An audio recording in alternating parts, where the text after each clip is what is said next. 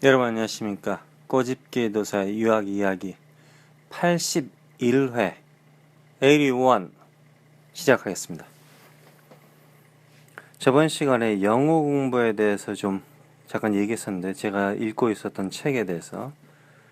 근데 이번 시간에는 그거 말고 뭐 계속해서 말을 했지만은 제 개인적인 기억을 더듬어 가면서 옛날에 대학교를 갔더니 이제 정규과정 말하는 거죠. 미국의 학사, 뭐 우리 식으로 하면 4년제, 2학기 제도 1년에 이런 학사 과정에 들어갔을 경우에 그 대학교를 들어갔더니 이제 주립대학교, 저는 이제 주립대학교를 나왔으니까 주립대학교에서 일어났던 일들, 처음에 이제 뭐 중간에 겪었던 거 말고 처음에 겪었던 황당한 일들이라든가 아니면 어려웠던 점, 이거는 쉽더라, 아니면 이건 이렇게 하니까 되더라, 이런 걸 좀 얘기해 볼게요. 처음에 이제 대학교를 들어가니까요. 먼저 저 같은 경우는 기본적으로 유학생들보다는 영어를 잘했어요. 그 이유가 미국에 살고 있었기 때문에. 그렇다고 이제 살고 있었다고 해서 뭐 10년, 20년 살았다 그런 뜻은 아니고 몇 년을 살았어요, 일단은. 그러다 보니까 길거리 영어를 잘했어요. 확실하게. 예로 맥도날드라든가 뭐 버거킹 이런 데 가서 밥을 혹시 여러분 잭 인 더 박스 아세요? 잭 인 더 박스? 이건 서부 쪽에 있는데요. 아니면 데니스라든가 이런 데 가서 뭐 음식을 주문했을 때 전혀 부담감 없이 주문할 수 있었고, 식당에 가서 이제 뭐 몰라도 여유롭게 너 뭐 추천하냐 이런 식으로 질문할 수 있었고, 질문이 아니라 이제 주문할 수 있었고, 뭐 그 정도 아니면 백화점에서 물건 살 때, 뭐 월마트에서 물건 살 때 이 정도. 그러니까 생활 영어라 좀 그래요. 사실 생활 영어라는 게 얼마나 어려운 말이 많습니까, 사실. 정치에 대해서 얘기할 수도 있고, 옆집 아줌마랑 뭐 싸움을 할 수도 있고, 뭐 절약에 대해서. 그러니까 생활 영어라기보다는 일단은 여행자보다 영어를 잘했고 준비해온 유학생들보다 기본적으로 영어를 잘했어요. 그러니까 일단 리스닝이 되니까. 근데 중요한 거는 유학생들보다 제가 문법이 강했다, 아니면 영어 단어를 더 많이 썼다, 또는 영어 문장을 쓸 때, 글을 쓸 때 유학생들보다 더 많이 뭐 잘 썼다, 그렇게 표현하지 못하겠어요. 예, 그렇게 말할 자신은 없어요. 왜냐하면은 어차피 똑같이 토플 점수를 받고 대학을 지원했기 때문에, 예, 그 친구들이 만약에 토플 점수가 아주 높았다 그럴 경우에 저보다 더 영어를 더 잘할 수 있겠죠. 그러니까 제가 말하는 건 단순하게 미국 생활하는데 어느 정도의 노하우가 있었다 이거지, 그렇다고 해서 영어 수준이 월등히 높았다, 좋았다 그렇게 표현을 못 하겠어요.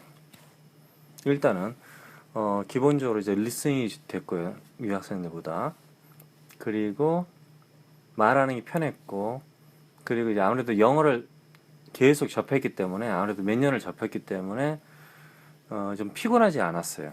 보통 유학생들이 이제 미국 대학교를 들어가잖아요. 처음에 입학 뭐 원서를 넣어서 뭐 조건부든 반조건부든 뭐 그냥 완벽하게 입학을 하든 일단 들어가잖아요. 그러면은 학생들이 좀 피곤해요. 그래서 오후에 집에 와서 뭐 약간 잠을 자기도 해요. 1시간 정도 자고 그리고 다시 이제 공부하든지 하는데, 그 이유가 영어에 노출되지 않았기 때문에. 영어에 갑자기 노출되면서 머릿속으로 자신이 거부할 수 없는 이제 소리들, 영어 단어 아니면 눈에 보이는 거, 이런 게 사실은 이게 피곤한 거거든요. 사실 이게 에너지를 갖다가 써요.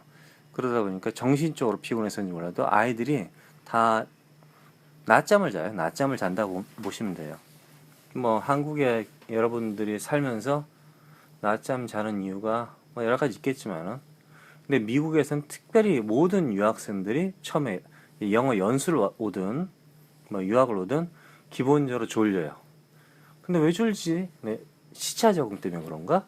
그게 아니라 뭐 당연히 시차 적응은 이제 있겠죠. 거의 한 달 가는 사람도 있으니까.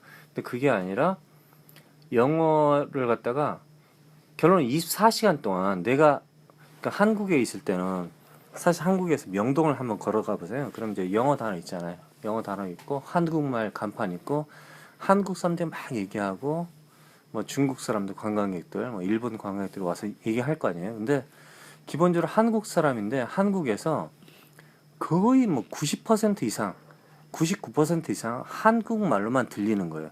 그래서 뇌에서 자동적으로 여러분들이 문을 닫으세요. 셧다운을 할 수 있는 것 한마디로.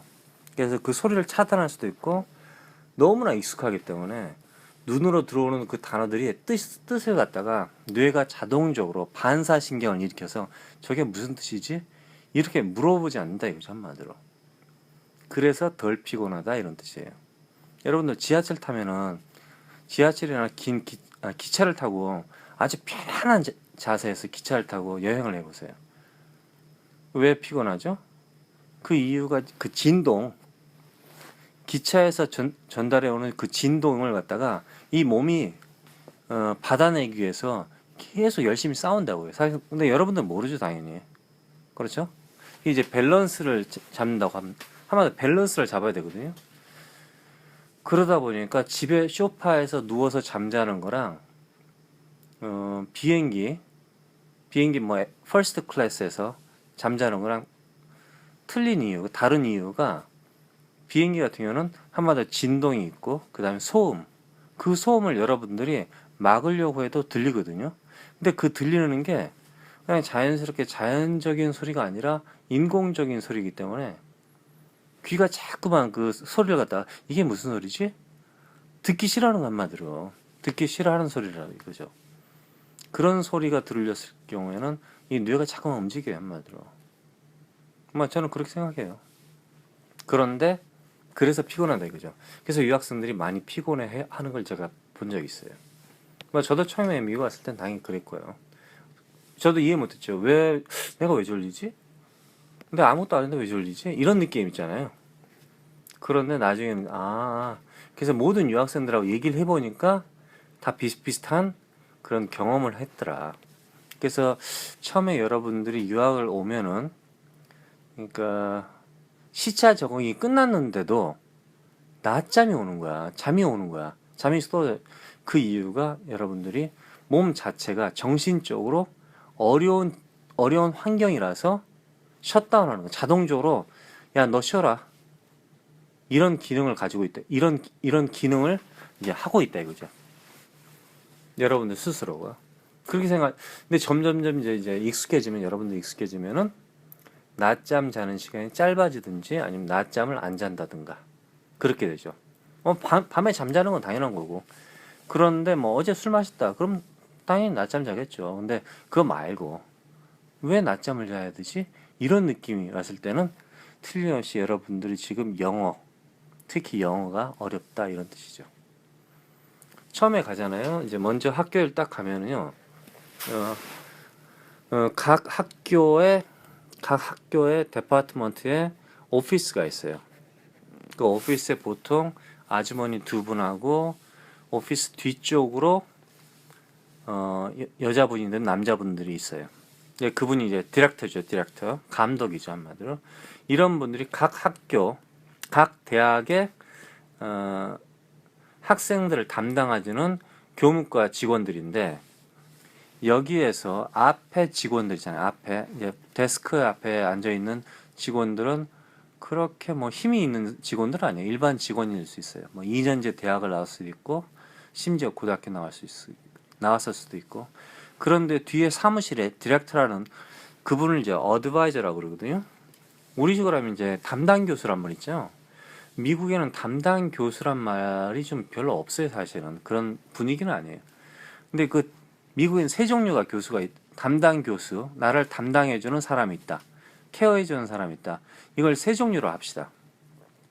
각 데파트먼트에 오피스가 있는데 뭐 거기에 이제 학교 프로그램이라든가 학교 선전이라든가 뭐 여러 가지 교무과죠. 그러니까 거기에 한마디로 대장이 그 양반이 여러분들의 교육에 그러니까 학교 생활에 대한 어드바이스를 해요. 이분이 그 다음에 또 이제 인터내셔널 오피스가 있어요. 인터내셔널 오피스. 이거는 이제 외국인 학생들만 가는 오피스예요. 외국인 학생들만. 근데 보통 이제 각 학교에 각 대학에 오피스가 있는데 그 오피스는 미국 학생이든 한국 학생이든 가면 되는 거고, 이제 인터내셔널 오피스는 그 인터내셔널 오피스 건물에 가면 이제 거기서 외국인 학생들을 위해서 뭐 비자라든가 비자 문제라든가 체류, 또 뭐 아파트도 여러 가지 문제 도와줄 수도 있고요. 또 그리고 비자 연장, 그리고 학생에서 뭐 무슨 비자로 바꾸는 거, 비자를 바꾸는 거, 여행 비자에서 뭐 학생 비자를 바꾼다든가 무슨 비자를 바꾼다든가, 보험에 대해서도 얘기할 수 있고, 기본적으로 할 때 외국인 학생들, 거기에서도 기본적으로 여러분들이 공부하는 과목이라든가 이걸 이제 선정해주는 그런 역할을 해주기도 해요. 근데 기본적으로 이제 수업을 갖다가 이제 정하는 건 다 여러분들이 하는데, 학과의 어드바이저지 인터내셔널 어드바이저는 그런 일은 좀 안 하는 것 같아요. 근데 이 어드바이저 레벨들을 보면요, 자세히 들여다보면 이분들이 대부분 석사 이상을 가지고 있더라고요. 석사 이상. 상당히 학력이 높아요. 그리고 이제 원래 학생들을 가르쳤던 사람들이라든가 그런 경우가 있더라고요. 그리고 이제 여러분이 전공 있잖아요. 만약에 비즈니스예요. 그럼 비즈니스 중에서도 뭐 매니지먼트다. 그럼 매니지먼트 경영이죠. 매니지먼트의 뭐 교수가 뭐 담당 교수가 3명, 4명 정도 되잖아요. 근데 그 중에서 한 사람이 학생들을 면담을 하게 돼요. 이런 사람을 이제 우리식으로 하면 담당 교수라고 할 수 있겠죠. 담당 교수. 그런데 실제로 이분이 담당 교수라고 말할 수는 없어요. 그러니까 한국에서 말하는 담당 교수, 담임 선생님, 미국의 그 담임 선생님은 있어요. 사실 고등학교라든가 뭐 중학교, 초등학교는. 그런데 사실 고등학교도 담임 선생님이라는 그런 좀 표현이 좀 그렇네요. 왜냐하면 대학교 시스템이니까요. 그런데 대학교에 오면 담임 교수, 담당 교수라는 시스템이 거의 없다 보시면 돼요. 그런데 여러분들이 전공에 따라서 가장 밀도 있게, 그 심도 깊게 공부하는, 같이 공부하는, 나를 가르쳐주는 교수님이 담당 수라 해도 되지 않을까 싶네요. 예. 그러니까 이런 분들을 찾아가서 처음에 인사를 쫙 하는 거죠. 먼저 외국의 학생들은 인터내셔널 오피스에 가서 비자하고 I-20하고 이런 거 보여주면서 나 왔다 이렇게 되는 거죠. 나 왔다. 기숙사를 신청했으면은 내 기숙사 어디냐 이렇게 물어보고 뭐 그 정도. 아니면 이제 학비를 낼 때는 처음에 학비를 내거나 학비를 일단 디파짓 하겠죠. 그 다음에 이제 보증금 냈죠. 그 다음에 이제 가서 학비를 내야 되잖아요. 학비를 낼 경우에는 요즘 다 신용카드를 받아요. 대학교에서. 그러니까 여러분들이 신용카드를 만들어 와서 내셔도 되고요. 미국에 와서 신용카드를 만들어도 되지만은 시간이 지금 없잖아요. 그러니까 한국에 가서 일단은 첫 번째는 신용카드 내는 것도 나쁘지 않을 것 같아요. 그리고 만약에 여러분들이 스스로를 잘 못 믿겠다. 그럴 경우에 부모님이 내 학비를 내줘야 된다. 나는 돈 받으면 다 써버린다. 이럴 경우에는 이제 한국에서 부모님이 결제해주는 신용카드를 들고 와서 내도 좋죠. 제가 왜 신용카드로 내라고 하냐면요. 미국 대학 학비가 비싸잖아요. 기본적으로. 그러니까 뭐 100불, 200불이 아니라 1000불, 2000불, 몇천 불이잖아요. 한마디로. 싸게는 한 학기에 한 4000불, 뭐 3000불짜리도 있지만은 기본적으로 10,000불이지 않습니까? 15,000불 한 학기에. 그러면 이걸 갖다가 신용카드로 내서 마일리지 포인트를 받는 거야. 한마디로. 비행기 마일리지 포인트. 유학생들에게 뭐가 필요할 거라? 마일리지 포인트죠. 한마디로. 마일리지 포인트 아니면 캐시백. 현찰로 해주는 거. 옛날에 제가 디스커버리 플래티늄인가 가지고 있었는데 거기서 캐시백을 해주더라고요. 그러니까 뭐 1불에 얼마 이렇게 해서 1년에 꽤 나오더라고 보니까. 괜찮더라고요. 그것도. 그러니까 그래서 제가 그 대학교 학비 모든 걸 하여튼 그냥 신용카드로 하고 싶은 이유가 뭐 친구 술 사주려고 신용카드를 쓴다는 게 아니라 포인트를 받아서 그 포인트로 마일리지를 해서 비행기를 타고 한국에 왔다 갔다 한다. 뭐 유럽을 갔다 온다. 이럴 때 쓰라 이거지 한마디로. 괜찮더라 이거죠. 그것도 중요한 것 같습니다. 계속해서 그리고 나서 이제 처음에 가면은 먼저 은행을 여셔야 돼요. 은행을 한마디로. 그래야지 뭐 자기가 가지고 있는 돈, 여행자 수표를 바꿔서 은행에다 넣어놓든지 하든지 아니면 한국에서 돈을 붙여줄 때 그러니까 은행을 가시는데 캠퍼스에 가시면은 가장 먼저 아니면 뭐 공항에 도착했다. 그럼 공항 근처에 공항 안에 ATM 기계 있잖아요. 돈 찾는 기계. 그 기계가 어떤 회사인지를 한번 확인해 보시라 이거죠. 뱅크 오브 아메리카네, 뭐 US 뱅크네, 뉴욕 뱅크네, 뭐 이런 식으로 이제 이름이 나온다. 근데 그게 계속해서 반복적으로 여러 번 보인다. 그럴 경우에는 그 은행이 그 지역에 가장 많다 이런 뜻이죠. 대부분의 유학생들은 같은 은행을 사용해요. 그러니까 어떤 주립대 A라는 주립대를 들어갔다. 그럴 경우에는 A라는 은행이 있다. 그 은행이 가장 많아. 그 지역에서 뭐 한 5개, 6개 있고 ATM 머신이 한 6, 7, 8개가 있다. 그러면 그걸 사용하는데 간혹가다 유학생 중에서 한두 명 정도가 한두 명은 아니고 1%, 2%이 정도 학생들이 그 외딴 은행을 갖다가 사용하기도 해요. 그러니까 인기가 없는.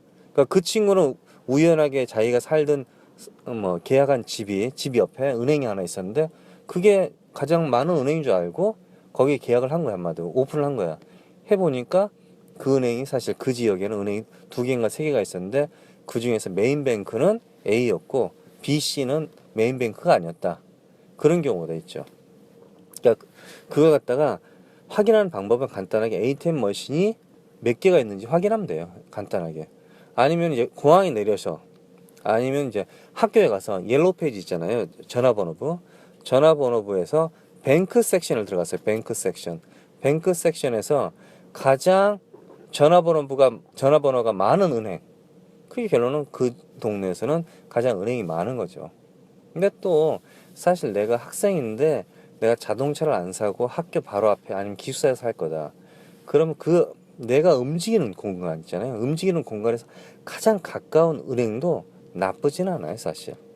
그러니까 100% 여러분들 막 돌아다닐 거라고 돌아다닐 것이다. 그럴 경우에는 뭐 그 시에서 가장 큰 은행, 브랜치, 그러니까 지점을 제일 많이 가지고 있는 은행을 이제 계좌를 오픈하시면 되는데 그렇지 않을 경우에는 내가 움직이는 동선에 따라서 결정해도 나쁘진 않아요, 사실. 은행 가시면은 막 학생 아이디라든가 주소, 일단 집 주소에 있어야 되죠. 기숙사 주소든지.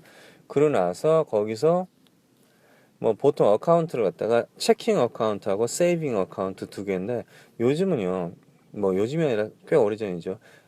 세이빙 어카운트, 체킹 어카운트가 동시다발적으로 같이 있는 게 있어요.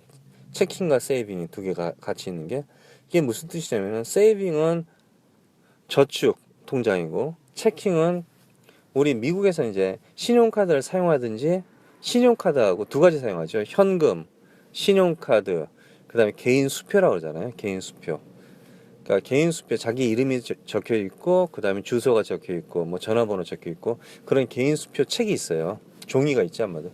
거기다가 이제 돈을 금액을 적고 그다음 월마트 적고 뭐 월마트에서 산다 그러면 월마트 적고 위에 금액 적고 이런 게 있는데 그걸 갖다 지금도 미국 사람들 사용하죠. 신기하게. 그게 우리식으로 하면 이제 현찰 사용하는 거예요. 현찰. 그러니까 우리식으로 하면은 우리는 신용카드하고 현금이지 않습니까? 근데 현금 들고 다니면 좀 위험하잖아요. 그러니까 신용카드를 들고 다니잖아요. 예를 들자면은 그 신용카드 미국은 이제 신용카드하고 현찰을 들고 다니면 위험할 수 있다. 그러면 이제 한마디로 이 개인적인 퍼스널 책을 들고 다닌다. 그렇게 보시면 돼요. 그러니까 퍼스널 책하고 신용카드가 가장 안전한 것이고 그다음에 뭐 현금이 좀 위험하겠죠. 신용카드는 기본적으로 처음 가면 여러분들이 만들지는 못할 거예요. 왜냐면 가자마자 사회보장번호를 받는데 여러분들 사회보장번호도 어떻게 받느냐면요. 일단 집 주소가 나오잖아요. 학교 되고 그럼 이제 막 학교 학생증 찍고 막 그런다고요. 그럼 이제 학생증을 사진 찍고 학생증 만들고 학교에 내서 오리엔테이션 기본적으로 외국 유학생들에 대해서 하고 그럴 때 사회보장번호 사무실이 있어요. 소셜 시큐리티 넘버를 만드는 오피스가 있어요. 각 시내에 뭐 몇 군데 있는데 멋진 뭐 사무실이 아니라 구석에 테이크아웃 커피 전문점 같은 거 있죠. 그런 느낌으로 문이 있어야 돼. 그런 데가 있어요. 그런 데 가면 5시에 문 닫는데 가서 자기 주소하고 뭐 비자하고 그러니까 여권하고 학생증 이런 거 가지고 가면은 그 사람들이 만들어줘요. 일주일인가 2주 꽤 오래 걸려요. 그게 오더라고요. 그래서 신용 그 사회보장번호를 받는 거죠. 그게 꼭 있어야 됩니다. 그러니까 미국에 살든 미국 사람이든 아니든 거기 미국에서 살고 있는 사람들은 결론 그걸 만들어야 돼요. 그래야지 그 사회보장번호 뭐 사회보장을 받는다, 복지 혜택을 받는다 그런 뜻은 아니고 그걸로 인해서 나의 신분이 이제 신용도가 쌓이는 거죠. 그 번호를 이용해서 점점 내 신용도가 쌓이죠. 그럼 나중에 뭐 신용카드를 만든다든가 나의 기록을 보는 거죠. 그 사람들이. 그래서 꼭 만드셔야 됩니다. 유학생들이라고 해서 100% 미국에서 복지 혜택을 못 받는다. 그런 건 아니고요. 미국에 간 외국 유학생들도 복지 혜택을 받을 수도 있어요. 여러분들이 잘 몰라서 특히 아이를 낳았을 경우에 복지 혜택을 받을 수도 있어요. 그건 이제 여러분들 직접 알아보시고요. 그리고 은행 가서 이제 돈을 갖다가 세이빙하고 체킹 어카운트를 동시다발적인 거. 옛날에는요 세이빙하고 체킹을 따로따로 했어요. 그러니까 돈을 갖다 세이빙에 넣어놓고 체킹 어카운트에 넣어놓고 동시에 넣어놓고 체킹 어카운트라는 게 뭐냐면요. 그러니까 개인 수표잖아요.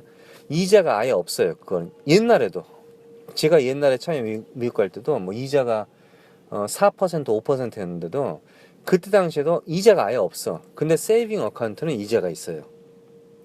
아시겠죠? 그러니까 사람들이 두 개를 해가지고 세이빙 어카운트에서 돈을 갖다 빼서 ATM 머신에서 빼서 곧바로 체킹 어카운트에 돈을 넣어요. 그 다음에 이제 수표를 쓰고 수표를 상당히 불편하죠. 그게 왜 그렇게 그래서 미국에서 나중에 좀 있다 보니까 뭐 세이빙 체킹 어카운트가 동시다발적으로 되더라고요. 근데 그건 이자가 반이야. 한마디로 편하잖아요. 그러니까 조금이라도 불편하다 그러면 이자가 높은 거고, 조금이라도 편하다 그러면 이자가 낮아져요. 갑자기 낮아져 버리는 거죠. 그래서 많은 미국 사람들이 아주 그러니까 우리 식으로 하면 이제 뭐 식당 가면은 밥도 주고 국도 주고 반찬도 주고 숟가락 젓가락 다 주고 뭐 심지어 물티슈까지 다 주잖아요. 그리고 밥 먹고 나서 커피도 주잖아요. 그게 완전 하나의 패키지로 돼 있잖아요. 근데 미국이나 선진국 이런 물가가 비싸다 이런 나라를 가보면 일본 같은 경우 뭐 가보면요 패키지가 아니에요. 밥 따로 국 따로 한마디로 싹 다 따로 한마디로.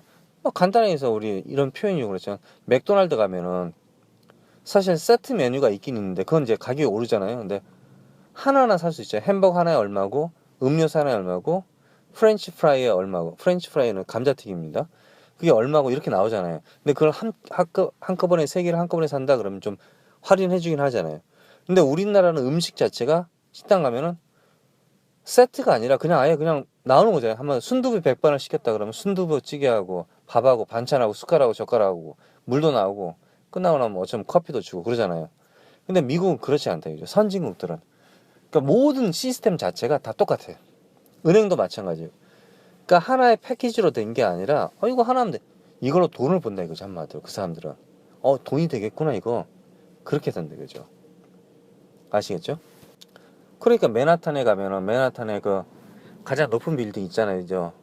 엠파이어 스테이트 빌딩. 쌍둥이 빌딩 이번에 새로 원 월드 타운가 그건 이제 됐죠. 그거 말고 옛날 엠파이어 스테이트 빌딩. 엠파이어 스테이트 빌딩도 뭐 100층 예를 들자면은 100층까지 가는데 50불이다. 101층 가는데 30불 더 내면 1층 더 올라간다. 이런 게 있지 않습니까? 옵션이에요, 한마디로. 그러니까 그냥 한꺼번에 하면 되는데 얘네들은 그렇게 해서 돈을 갖다가 왜냐면 물가가 비싸니까 싸게 하려면 어떻게 하느냐? 옵션을 빼버리는 거죠. 옵션을 빼. 그래서 얼핏 보면은 물가가 싸 보여. 그런데 한국식으로 서비스를 받는다 그럴 경우에는 물가가 갑자기 두세 배로 올라버리는 거죠. 실제로 그렇습니다. 뭐 당연히 미국에 사는 사람들은 이제 그의 수준에 맞는 월급이라든가 어느 정도 뭐 시간 급여를 받기 때문에 어느 정도 살아간다. 또 뭐 복지 혜택 있고 그러니까 살아간다 하겠지만은 유학생으로서는 이제 황당한 거죠. 비싼 거죠, 사실은. 일단 통장을 만들었어요. 그럼 이제 부모님께 말씀드리고 은행에 뭐 뱅크에 번호가 있잖아요. 그런 거 다 말씀드리면 그쪽에서 돈을 이제 붙여주는 게 편하겠죠. 그렇죠? 그리고 이제 기본적으로 개인 수표 있잖아요. 개인 수표 책도 처음에는 뭐 요즘 보통 200장 줘요. 200장에서 100장 정도, 100장에서 200장 줍니다, 사실. 그러는데 요즘 많은 유학생들이 개인 수표 사용 안 하고 신용카드 사용하기도 하더라고요.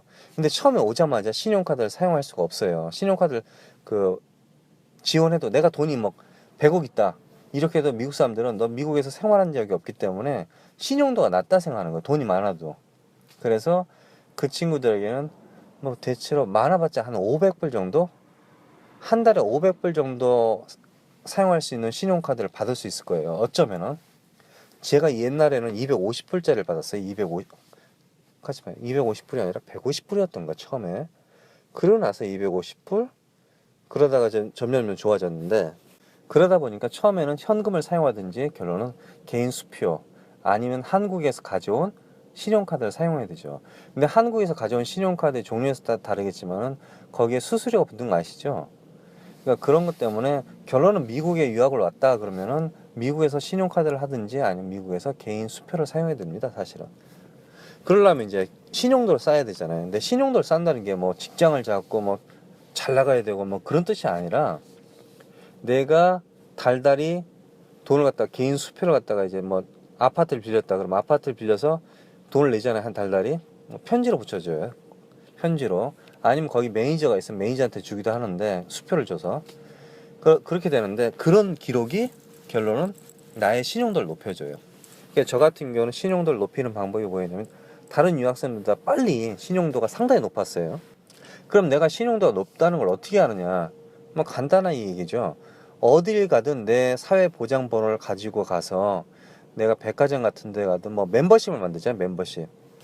어떤 멤버십을 만들면 이제 포인트 받고 뭐 한마디로 할인 받고 하잖아요. 백화점이라든가 뭐 슈퍼 같은 경우는 멤버십은 좀 그렇네. 백화점 특히 그런 데 가면은, 아니면 신용카드 만들 때, 그럼 다른 유학생들은 벤치를 만든 거 한마디로 신용카드 번호 아니 사회보장번호 적어내고 뭐 운전면허증 내고 해가지고 했는데 안 돼. 근데 저 같은 경우는 됐어요.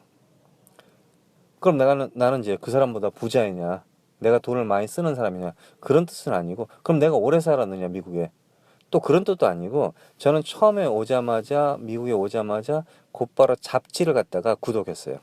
잡지를 2년 동안 구독했어요. 뭐 영어를 못해도 뭐 아는 친구는 미국 USA 투데이인가 그 신문을 구독하더라고요. 그래서 저는 신용도를 높이려고 구독한 게 아니라 영어를 못하니까 그냥 한번 구독해본 거야, 한마디로. 그래, 결론은 그 뭐 책이 뭐 일주일에 한 번씩 오는데 뭐 무진장 쌓였죠, 사실은. 그 못 읽고 뭐 사진만 보는 거지, 한마디로. 근데 그 구독하고 달달이 돈을 낸 게 그게 신용도가 높아져 버린 거죠. 그건 몰랐죠, 사실은.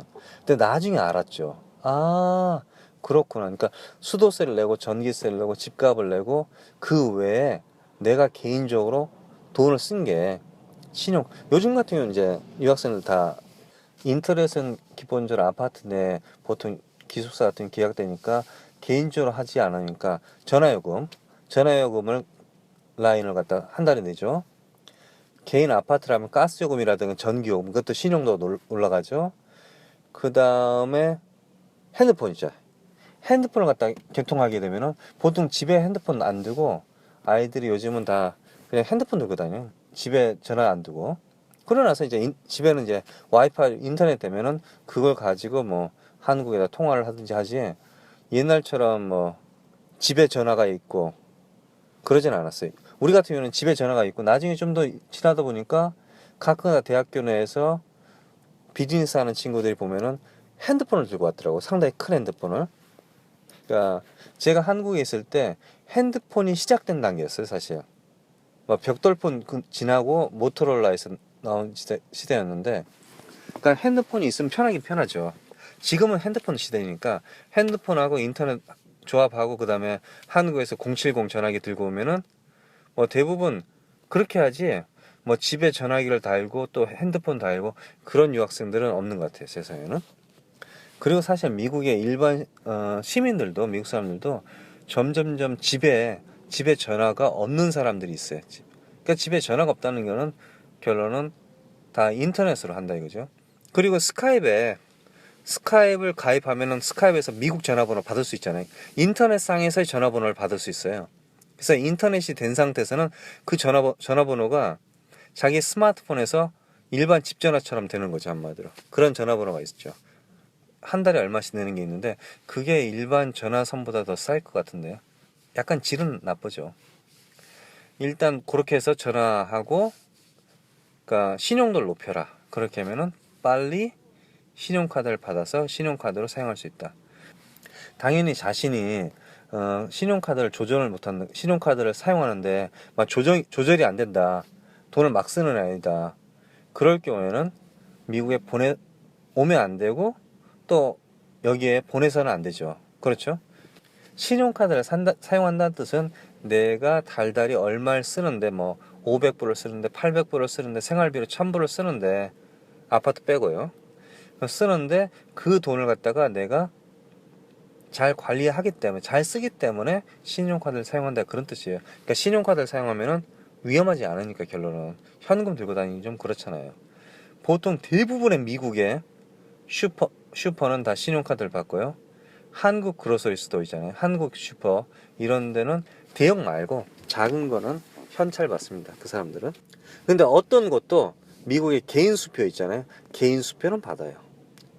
뭐 캐시 온리 하는 것도 있는데 일단 개인 수표는 받아요. 신용카드는 그 포인트가 아니라 수수료를 이 사람들이 내잖아요. 그러니까 그것 때문에 그래서 이 사람들이 안 받는 경우 있는데 개인 수표는 받아요. 그래서 세금을 떼먹는 게 상당히 좀 어렵죠.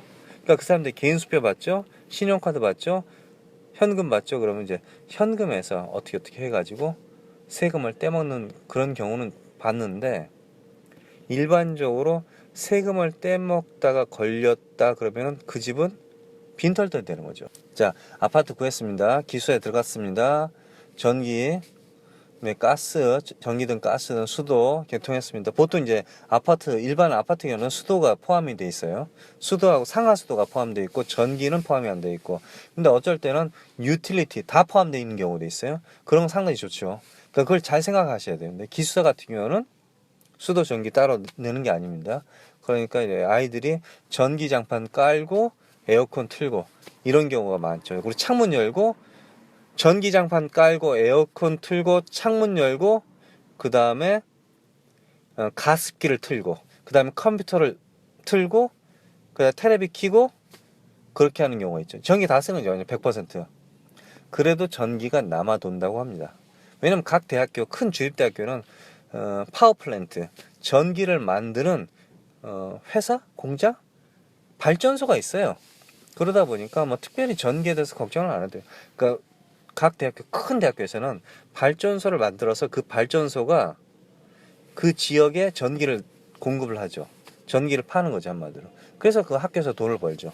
그런 짓도 해요. 그러다 보니까 뭐 각 대학교 내에서의 전기 사용하는 거는 뭐 너무나 헤프게 쓰죠, 미국 애들이. 좀 그건 좀 문제가 있다고 봐요. 아무리 전기가 많아도 그렇게 쓰면 안 되는 것 같아요. 그런 태도를 보이는 거는. 자, 그리고 이제 어드바이저, 인터내셔널 어드바이저가 아니라 각 대학 어드바이저가 아니라 각 대학의 교수가 아닌 어드바이저죠. 이 어드바이저와 가서 수업을 결정합니다. 기본적으로 자기가 결정하는데, 기본적으로 자기가 해야 되는데, 만약에 내가 도움이 필요하다 그럼 거기 가서 내가 이런 어떤 수업을 들어야 될까? 그래서 수업을 결정하는 거죠. 첫 학기 first semester는 보통 이제 기초 수학, 모든 기초 필수 과목 같은 경우는 1, 2를 동시에 들 수가 없어요. 1, 2, 3을 동시에. 근데 과학 빼놓고는, 과학은 1, 2, 3을 동시에, 왜냐면 과학은 종류가 다르니까 들을 수 있는데, 제가 알기로는 들을 수 있는데, 그래서 처음에 보통 그 대학을 유학을 오잖아요. 그러면 수학을 듣고요. 아니면 컴퓨터 사이언스라든가, 될 수 있는 대로 영어가 적은 거, 영어가 많지 않은 거. 잉글리시 101 안 들어요. 곧바로 오자마자 잉글리시 101 듣는 애들은 별로 없어요. 근데 이제 보통 제가 그랬잖아요. 오리엔테이션 들어가서 뭐 플레이스먼트 테스트 해가지고 떨어진다고 그랬잖아요. 그러니까 사실은 모든 유학생들은 사실 대학원 빼놓고는 반 조건부란 뜻이에요. 사실은 그런 게 있다니까요. 그러다 보니까 그 애들이 잉글리시 101이 아니라 어떤 기초 영어를 듣죠. 그러니까 그거 빼놓고는 나머지는 될 수 있는 대로 영어가 좀 덜, 철학, 심리학, 사회학 이런 거는 될 수 있는데 안 듣나 이거죠. 그걸 듣게 되면 영어가 많으니까 얘네들은 퍼스트 시메스터에 작살나는 거죠. 그리고 퍼스트 시메스터에 보통 유학생들이 영어가 안 된 상태에서는 보통 12학점을 듣습니다. 그냥 기본적으로 12학점을 들어요. 12학점을 3, 4, 12 네 과목만 듣는 거예요. 근데 한국 사람들이 뭐 12학점 듣는 거 정말 널널하네 이러는데 실제로 그러지는 않아요. 아무래도 성적을 잘 나오게 하려면은 열심히 해야 되기 때문에 그렇게 널널하다 할 수는 없어요. 외국말이니까 아무래도 열심히 해야 되니까 보통 12학점을 듣습니다. 12학점, 15학점 그렇게 많이 듣지는 않아요. 그 다음에 이제 15학점 아니면 17학점, 뭐 18학점 이제 학년 올라갈수록 이제 4학점짜리가 있지 않습니까? 4학점, 5학점짜리가 있으니까 정확하게 3으로 다 끊어지지가 않거든요. 그러다 보니까 약간 뭐 17학점도 되고 뭐 15학점도 있고 이렇게 되는데 첫 학기가 일단은 익숙해져야 되니까 영어에 익숙해져야 되니까 기본적으로 가벼운 쪽으로 체육도 하나 들을 수 있죠. 미국 대학교는 체육이 3과목이 기본 필수 과목이니까 한 학점씩이에요. 한 학점씩. 그러니까 뭐 골프를 쳐도 되고 테니스를 쳐도 되고 뭐 축구라든지 수영을 해도 되고 뭐 그 학교마다 다르겠지만 정말 많아요. 프로그램이. 그러니까 그 중에서 내가 한 번도 해보자. 근데 중요한 거는 각 대학마다 다른데 어떤 학교는 제가 나온 대학교는 그 체육 자체도 ABCD로 나눴어요. 성적이 ABCD로 나와요. 근데 약간 좀 좋은 학교, 아주 좋은 학교, 적당히 좋은 학교, 뭐 그렇게 좋지 않은 학교 따라서 다르겠지만은 체육이 패스, 페일 이 두 가지. 그러니까 합격, 불합격 이런 식으로 성적을 매기는 학교도 있어요. 근데 제 편협된 생각으로는 합격, 불합격으로 성적을 매기는 학교는 랭킹이 좀 낮아요. 근데 체육마저도 A, B, C로 한다 그러면 그 학교는 좀 랭킹이 높다 보시면 돼요. 랭킹 50위권 안으로 들어간다 보시면 돼요. 그런데 생각해보세요. 내가 성적이 아주 중요하단 말이야. 근데 체육이 체육 3개 다가 C야. 체육 3개 다가 D야, D. 이럴 경우는 어떻게 되겠어요? 이건 뭐, 그럼 다른 성적이 낮아지는 거잖아요, 사실. 그것 때문에. 그래서 체육도 그냥 단순하게 막, 야, 나 이거 라크로스인가 뭔가 이런 거 한 번도 안 해봤는데, 이거 한번 해볼까? 이런 재미있는 발상으로, 재미로 한번 그냥, 나 이거 들어볼까? 이렇게 했다가는 성적이 안 나올 수가 있습니다. 성적이 안 나왔다 그러면 다른 수업 시간에 공부를 더 열심히 해서 성적을 올려야 된다 이거죠. 평균이 떨어진다 이거죠, 한마디로. 한 과목 때문에. 간단히 얘기해서 체육 세 과목을 갖다 3학점이라 칩시다. 3학점이 D를 받았어요. D. 그럼 다른 학점에서 뭘 받아야지 평균 B 플러스라든가 A 마이너스 될 것이냐 이거죠, 한마디로. 그러니까 그런 걸 생각하셔야 된다 이거죠. 과학 하시고 그다음 체육 하시고 그럼 이제 4학점이죠. 그다음 수학 하면은 7학점이죠. 영어 기초 아니면 영어 101을 하면은 10학점이죠. 한 과목만 더 하면 되는 거죠. 그럼 이제 여기서 뭘 할 것이냐 이거죠. 뭐 여기서 교양 과목, 일반 교양 과목 중에서 내가 할 수 있는 거, 편한 거 그런 걸 하셔야 된다 이거죠. 그러면은 한 학기를 갖다가 무사하게 안전하게 끝낼 수도 있다 이거죠. 그리고 나서 이제 그 다음 두 번째 학기부터는 이제 본격적으로 이제 들어가기 시작하는 거, 어려운 거를. 그리고 잉글리시 202, 뭐 잉글리시 102든지 잉글리시 하여튼 국어 2 국어 2 같은 경우는 중요한 거는 3학년 주니어 레벨 아니면 미국 사람이든 한국 사람이든 관계없이 주니어 레벨 아니면 그 수업을 들을 수가 없어요. 그런 수업이 있어요. 그러니까 미국 사람들도 그런 영어 수준이 높은 거는 아예 못 들어가게 돼 있다 이거죠. 그러니까 잉글리시 101도 어떤 학교는 몇 학점 이상을 받아야지 그 수업을 들어갈 수 있다. 뭐 이런 게 있다 이거죠, 룰이. 그러니까 수업이 막 5만 가지가 다 있으니까 그런 수업에서 처음부터 점점 아주 천천히 아주 어려운 과목으로 가시라 이거죠. 자기의 전공이 비즈니스다. 그럼 비즈니스 중에서 가장 쉬운 걸 하나 선택해도 나쁘지 않다 이거죠. 그렇게 될 경우는 12학점이 되는 거죠. 그래서 12학점을 무사하게 끝내고 나서 그다음 근데 보통 이제 처음에 갔는데 내가 12학점이야. 나 9학점만 들었어. 그럼 나 비자가 끊어질까? 왜냐면 법적으로 12학점을 들어야 되잖아요. 근데 거기에 사유서를 낼 경우에 그러니까 각 대학교에 교무실 있다고 했잖아요. 교무실. 거기에 이제 어드바이저 있다고 그러잖아요. 그 양반하고 얘기를 해서 내가 9학점만 들어야 되겠다. 12학점 못 채우겠다.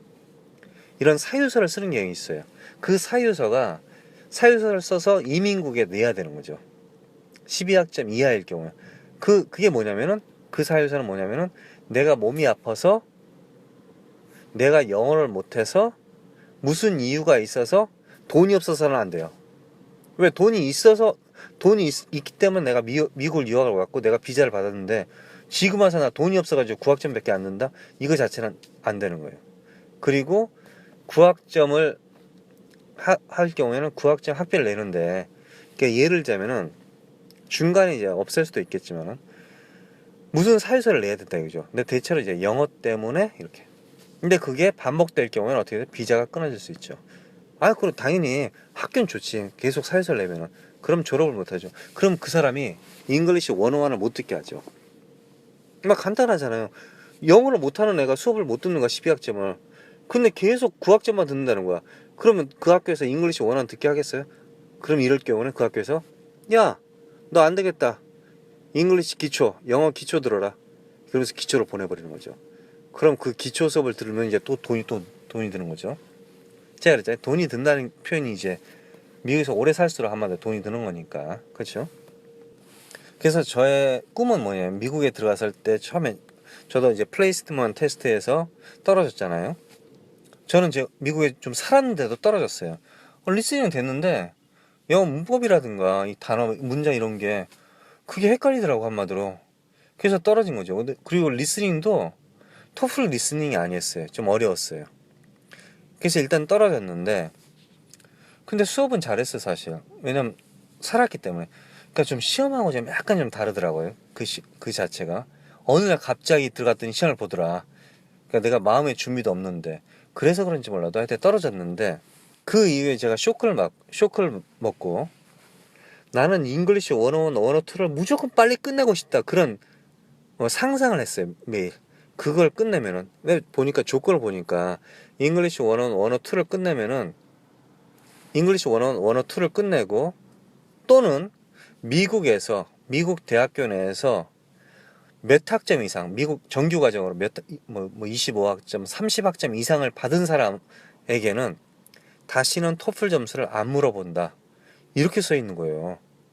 그래서 내가 나는 무조건 잉글리시 101, 102를 빨리 끝내가지고 내가 다시는 그 사람들이 나를 갖다가 토플 점수 몇 점이냐 이렇게 안 물어보고 그것도 귀찮거든요. 토플 점수는 신청해가지고 토플 시험 장소를 가가지고 시험 보고 또 아침 일찍 가잖아요. 가서 보고 또 한 달 후에 성적이 날라오고 이런 거 자체가 귀찮고 비싸고 그래서 그게 꿈이었는데 결론은 잉글리시 202 같은 경우는 그러니까 두 번째 국어 2 이거는 3학년 지나서 해야 되니까 결론은 잉글리시 101이 끝나고 나서 학점이 당연히 50학점, 60학점이 돼버렸기 때문에 3학년 지나서 됐기 때문에 그런 토플 점수는 걱정을 안 해도 됐지만은 그래도 하여튼 제 목표가 하여튼 잉글리시 202까지는 무조건 빨리 끝내가지고 나 토플에서 해방될 거야.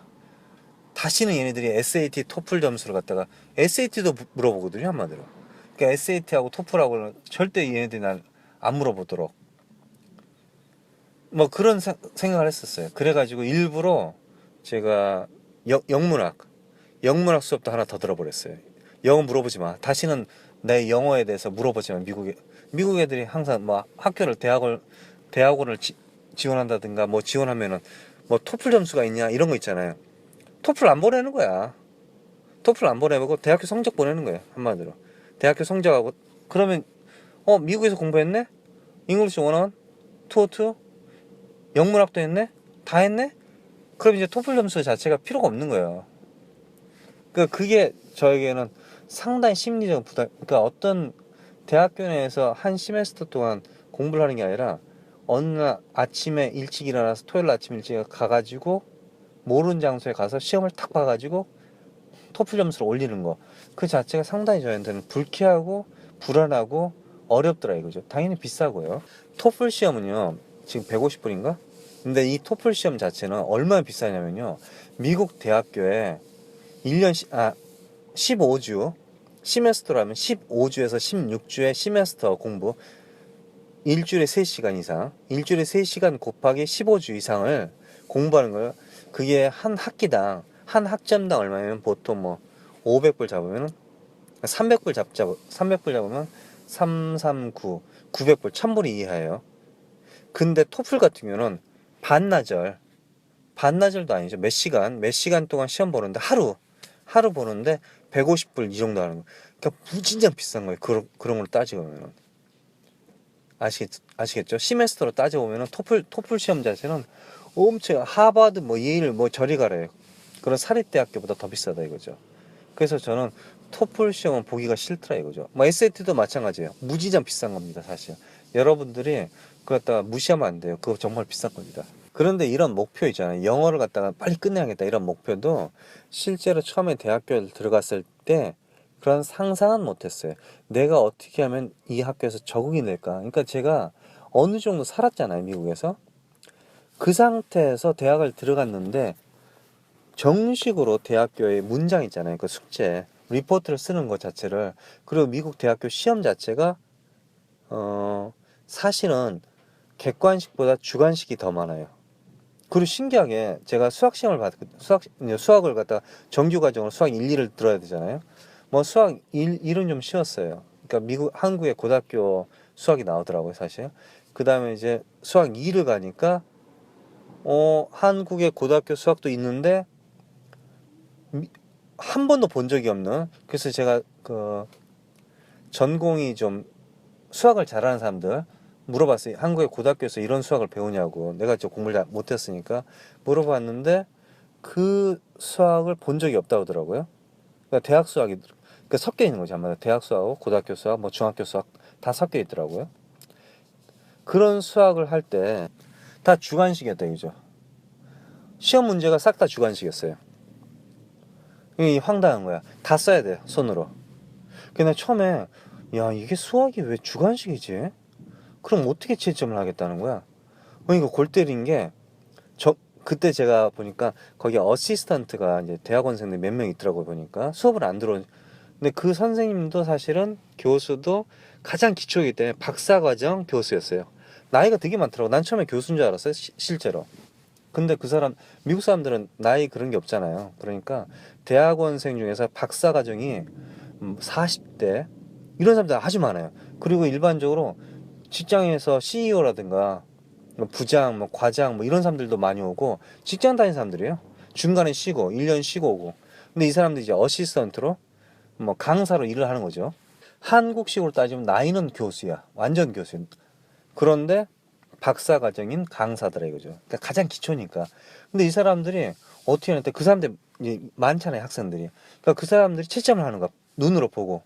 그러니까 정답이 이제 3이에요. 그래서 3을 맞췄지, 당연히. 주관식이니까 3을 어떻게 해서 맞췄어요. 근데 중간에 이게 4점짜리 문제였다. 3점 주더라고. 그래서 내가 몰랐지. 3인데 거기다가 뭐 빨간 글씨로 쫙 걷다든가 그러면 이제 틀렸구나. 근데 이게 0점도 아니고 3점을 줬어. 그래서 처음에 몰랐어요. 이게 왜 3점을 주지? 우리 같은 경우는 옛날에 다 객관식이었잖아요, 한마디로 수학이. 그러다 보니까 이게 왜 그래? 보니까 중간에 잘못된 거야, 숫자가. 이거 골 때리는 게, 숫자를 잘못 썼으면서도 답은 3이 나와버린 거지. 그런 경우 있잖아요, 숫자가. 1 더하기 2는 3이다. 근데 1 더하기 2는 뭐 3을 써놓고 2를 했는데 뭐 받아쓰기를 잘못해서 1 더하기 뭐 5를 썼다 이렇게. 그리고 이제 5를 갖다 내가 2로 읽을 수 있다 이거지, 한마디로. 그래서 그렇구나. 내가 이 주관식 같은 경우는 내가 풀고 있는 그 방식 자체가 잘못될 경우에는 감점을 받는구나. 그런 걸 알게 됐죠. 그런 주관식, 객관식 그런 건 좀 걱정을 많이 했는데 그걸 어떻게 했어요? 근데 영어에 대한 걱정을 좀 못했어요. 그러니까 잉글리시 101, 102를 걱정을 못한 이유가 아직 그 수업을 못 들어갔고, 그리고 리플레이스먼트 테스트를 보고 나서 내가 어떻게 보면 처음에는 합격했다 했더니 반조건부였구나. 다른 대학교로 갈 경우에는 토플 점수가 필요할 수도 있겠구나. 이런 걸 처음에는 못 읽었죠, 한마디로. 못 깨달았고, 그래서 처음에는 이제 뭐 기본적으로 이제 저처럼 이제 수학을 못해도 미국 대학 수학교가 그렇게 어렵지가 않더라. 저 같은 경우는 사실 수학 2 같은 경우는 상당히 어려웠어요. 그러니까 점수가 그렇게 좋게 나오지는 않았어요. 그런데도 뭐 어느 정도 해결을 했죠. 그리고 첫 학기 때 느꼈던 게, 처음에 가니까 학교에 이렇게 써 있더라고. 교수님들이 다 이렇게, 제가 한국 대학교에 대해서 흐름도 좀 알지만은 교수들이 강사든지 하여튼 그 사람들이 학교를 갔다가 안 나올 경우에, 결석을 할 경우에, 3번 결석할 경우에 A가 C가 된다, B가 뭐 이런 식으로 성적이 나왔더라고. 그런 식으로 이제 표현을 그래서 속으로, 에이 설마 한국에서는 대리 출석이라는 거 지금도 하나요? 대리 출석 엄청나게 많았습니다. 사실 출석 안 하고 뭐 그냥 적당히 하고 뭐 성적 나오고 양주병 들고 가고, 이 거짓말 아니에요? 양주병 들고 가고 교수님한테 좀 어떻게 좀 부탁해서 성적 올리고 그런 경우 많았는데, 그렇게 써있더라고. 성적이 떨어진다고. 그러니까 A에서 B로 떨어지는 게 아니라, 그러니까 B 플러스에서 B에서 B 마이너스. 3번 떨어지면 그렇게, 3번 안 나오면 그렇게 되는. 그러니까 2번까지 봐주고 3번 안 나오면, 그다음 4번째는 그 다음부터는 하나씩 떨어지는 거예요. A가 B, B가 C 이렇게 나왔더라고요. 그래서 설마 했는데 그게 사실이더라고요. 그래서 내가 속으로 그때 당시에 그게 너무 신기했고, 그러니까 신라 사람들이 타고 다니는 버스 있잖아요. 신라버스에 이렇게 나왔더라고요. 이거 한마디로. 그러니까 수업 내용이죠. 수업을 어떻게 할 것인 내용이, 그걸 갖다 영어로 신라버스라고 하잖아요. 농담으로 신라 사람들이 타고 다니는 버스라고 그래요. 제가 만들었어요. 근데 거기에 내용이 나오죠. 시험을 몇 번 본다, 뭐 팝 퀴즈가 있다, 글을 갖다 몇 번 써야 된다, 뭐 이런 게 있는데, 결석을 하면 그렇게 돼. 그다음 교수들도 휴강하고 어쩌고 그러는데, 그럼 지들이 휴강하면 나한테 성적 올려주려나? 이런 생각을 했죠. 왜냐면 우리 시대는 휴강이라는 게 상당히 많았어요. 옛날에는 데모, 민주화 운동 이런 여러 가지 있기 때문에 학교를 안 가고 뭐 몇 달 쉬기도 하고 그런 걸 많이 들었죠. 저희 세대에는 그런 게 많았어요. 사실 학교가 휴강 뭐 한 달, 2달, 한국 대학교가. 그리고 아니면 뭐 아이들이 학교를 안 가기도 하고 뭐 도망가기도 하고 뭐.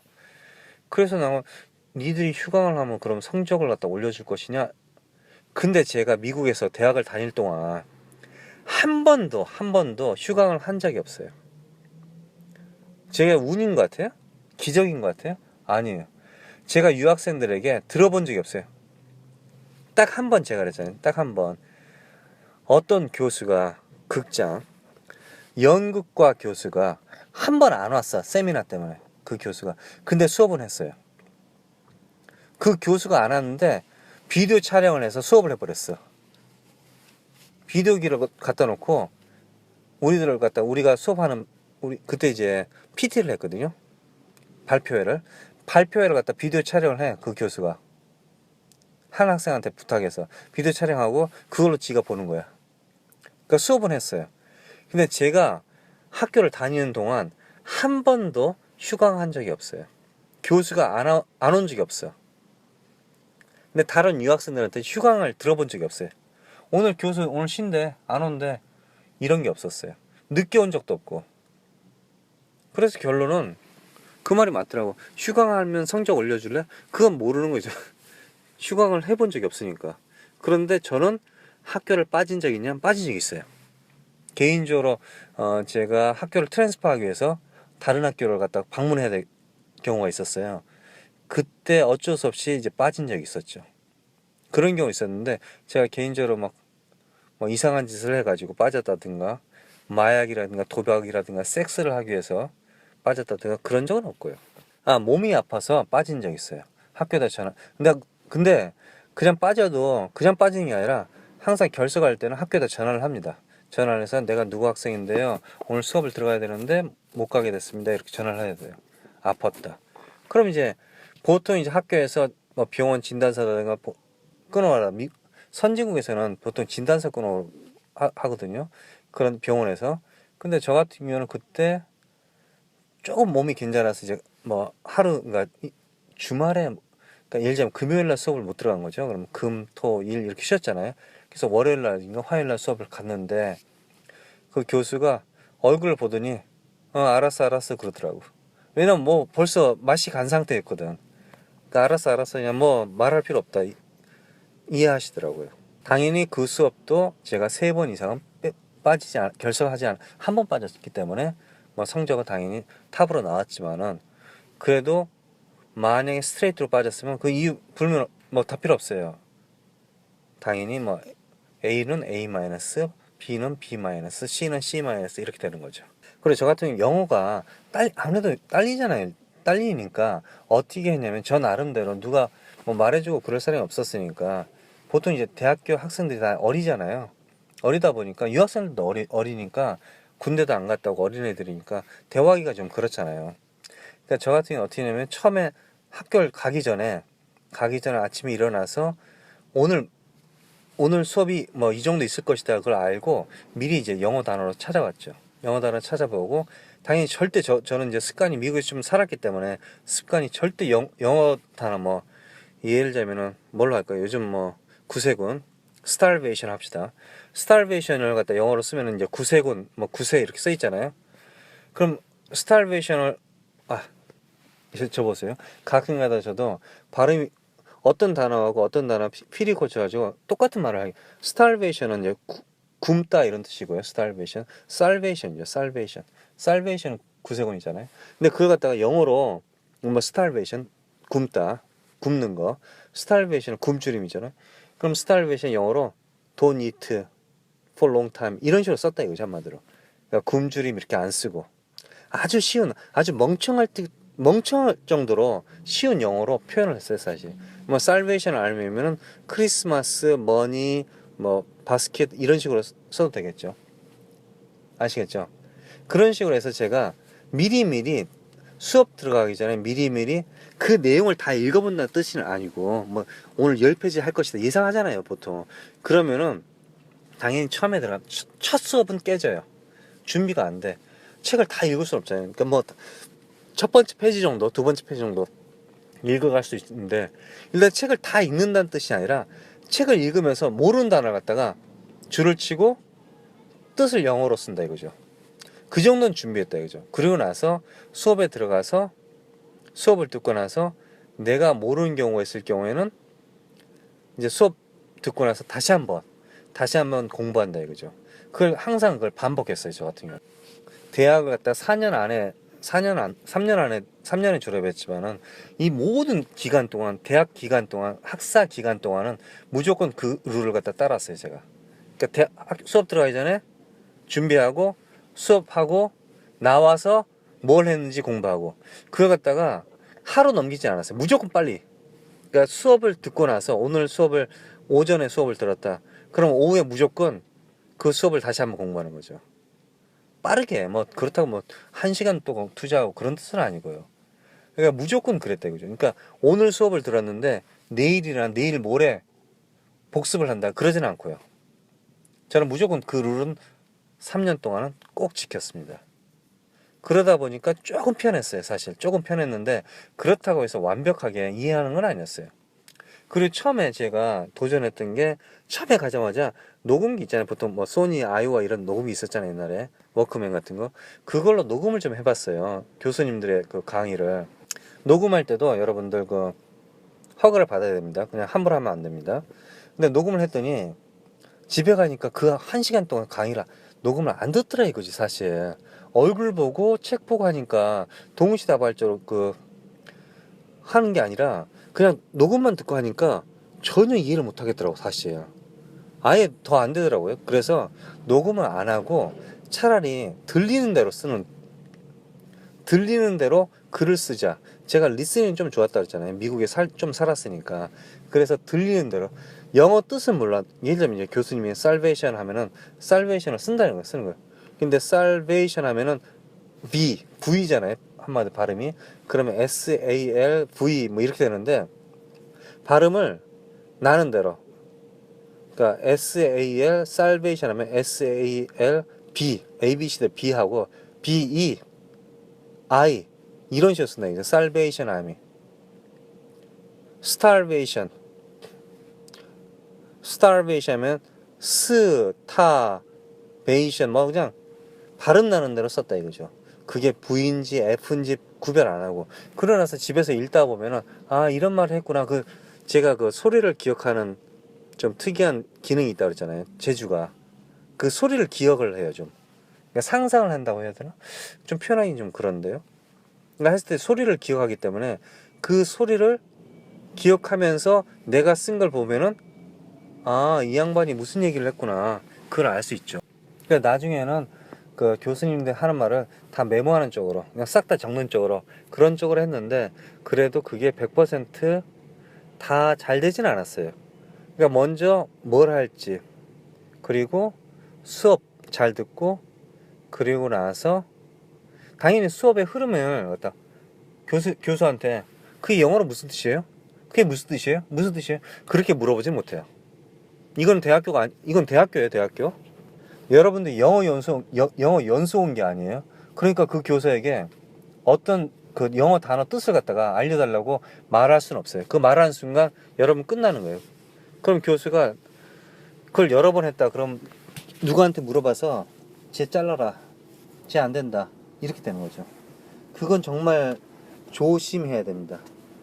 그거 잘못했다가는 다른 학생들한테 욕 먹을 수도 있고, 그러니까 영어 뜻을 물어보는 건 안 돼요. 그러니까 문학적으로, 뭐 과학적으로 그게 뭔지를 물어보는 거지. 영어 뜻이 뭐냐 그걸 물어보는 순간은 그럼 정규 과정을 못 듣는 거죠, 결론은. 그러니까 영어 뜻을 수업 시간에 영어 뜻을 물어본다든가 이거는 어디서 하냐면은 영어 연수를 왔을 경우에 마음대로 얘기를 하다가 선생님한테 선생님 이게 무슨 뜻이에요? 좀 쉬운 영어로 가르쳐 주시겠어요? 다른 단어로는 뭘로 어떻게 표현하나요? 이런 식으로 말할 수 있지. 아니면 이런 단어를 어떻게 사용할 수 있나요? 이렇게 물어볼 수 있지만은 미국 정규과정 수업 시간에 영어를 갖다가 뜻을 몰라서 물어본다든가 이 단어를 어떻게 사용하죠? 이런 것 자체는 그 질문 자체가 허락이 안 되죠. 그러니까 심지어 국어 있잖아요. 미국의 국어, 잉글리시 101, 102든지 뭐 국어. 이 대학 국어에서 대학 영어죠 한마디로 영어에서 어떤 단어가 있단 말이에요. 이 단어를 갖다 이게 형용사예요. 뭐 형용사를 갖다가 어떻게 사용하는 방법을 좀 가르쳐 주세요. 이런 것 자체가 안 된다 이거죠. 그러니까 글을 어떻게 잘 쓴다. 시인으로서, 뭐 저널리스트로서, 아니면 뭐 라이터로서 글을 잘 쓰려고 이제 어떤 컴포지션 있죠. 구성 같은 거를 어떻게 하는지 배우는 거. 그걸 할 수 있어도 어쩌면 문법도 어쩌면 물어볼 수 있겠죠. 그러나 수업 전체의 흐름을 갖다 방해하는 이 영어 뜻이 뭐죠? 이걸 영어로 다른 걸로 좀 쉬운 단어로 좀 표현해 주면 안 돼요? 이거 미국 사람들 어떻게 표현하나요? 이런 것 자체는 결론은 안 됩니다. 그 자체를 하는 순간 뭐 그 학생이 정규 과정에서 잘린다. 그리고 사실 그런 학생들을 본 적이 없어요. 저 미국에서 정규 과정 수업 들을 동안에 이 영어 뜻이 뭐예요? 대학원도 마찬가지예요. 대학원에서 이 영어 뜻이 뭐예요? 혼자서 그냥 가만히 있다가 영어를 모르는 애가 있었어요. 그 애가 영어를 모른대. 한마디로 대학원생인데 젊은 애였거든요. 곧바로 이제 한국 대학교 졸업하고 온 거지. 걔가 어떻게 합격을 해서. 근데 그 아이는 착하게 스스로 내가 영어를 못 알아듣는 거야. 이게 뭐 한국에서 뭐 GRE 시험 잘 보고 뭐 토플 시험 잘 보고 대학교 성적 잘 나와서 엘리트라 생각했는데 미국에 와서 보니까 미국 대학원 수업 자체가 안 되는 거야. 미국 대학원 수업 자체는 세미나식이에요. 거의 다. 거의 대부분의 수업이 세미나식이에요. 통계학 있죠. 그러니까 모든 대학원 수업은 통계학을 해야 됩니다. 통계학을 배우는데 전공이 상관없이 통계학을 하는데 그 통계학을 그 통계학만은 좀 기본적으로 시뮬레이션 같은 거 이런 프로그램은 설명을 해줘요.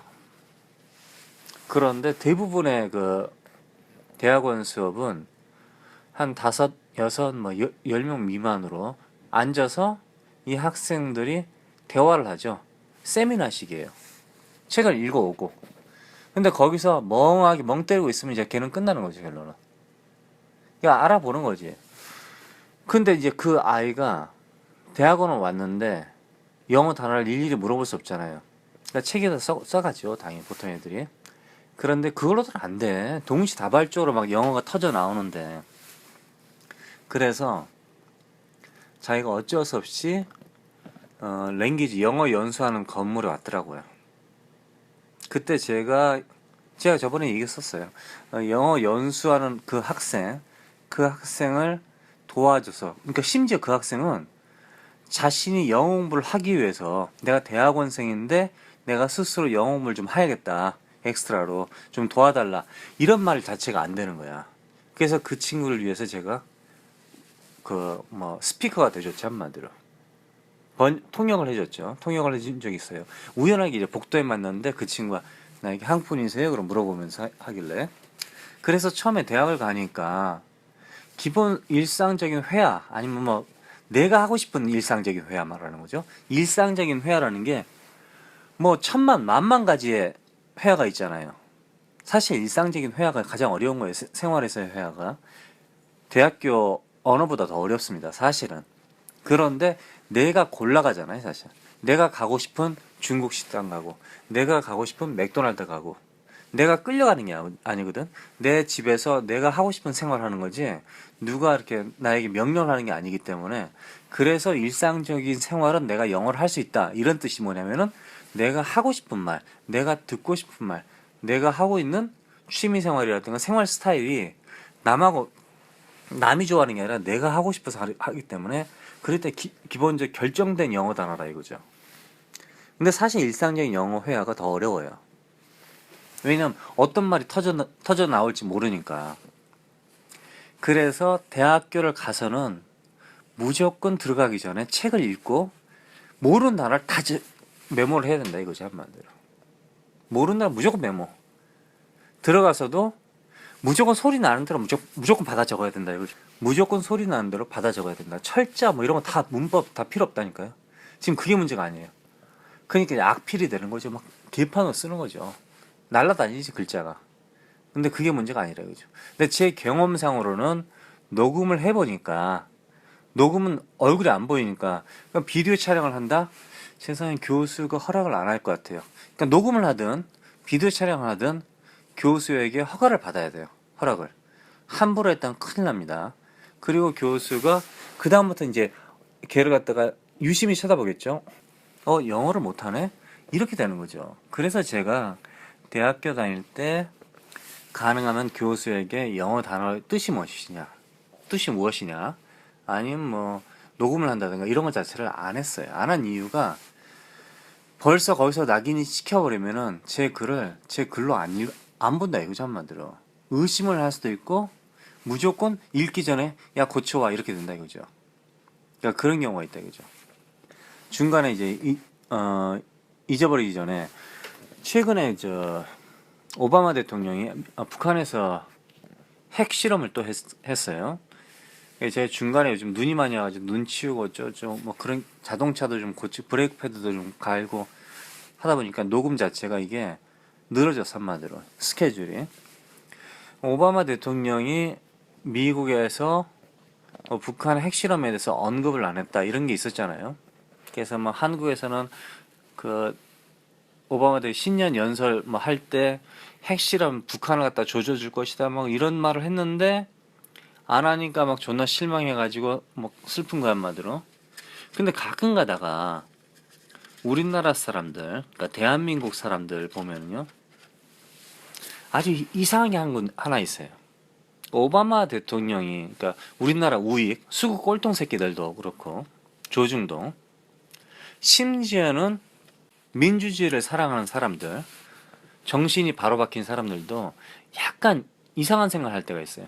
오바마 대통령이든 캐나다 대통령이든 뭐 케네디든 부시든 힐러리든 클린턴이든 누가 미국에서 대통령이 돼도 그 사람이 나쁜 짓을 하든 좋은 짓을 하든 정말 너그럽든 그게 문제가 아니라 그 사람은 한국을 위해서 절대 일을 안 합니다. 오바마 대통령이 뭐 정말 좋다, 그 인자한 눈빛 어쩌고 미소 이렇게 찬양을 하면서 정말 좋아했던 사람이 있었어요.